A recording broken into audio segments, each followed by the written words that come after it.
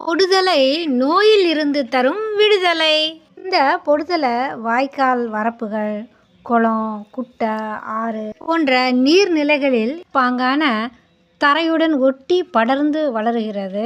பொடுதலையிலிருந்து தயாரிக்கப்படுகின்ற எண்ணெய் பொடுகு தொந்தரவை தீர்ப்பதால் இதற்கு பொடுதலை என்ற பெயர்.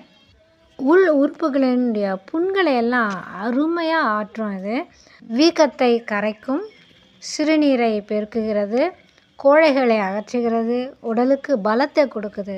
சீத கழிச்சல், பெருங்கழிச்சல் இதை எல்லாமே சரி பண்ணுது.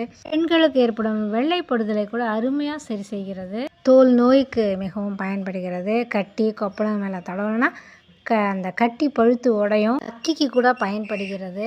இதன் மருத்துவ பயன் எப்படி இதை சமைச்சு சாப்பிடலாம் அப்படிங்கிறத பற்றியும் ஃபுல் வீடியோ போட இருக்கேன். கண்டிப்பாக பார்த்து பயன்பெறுங்கள்.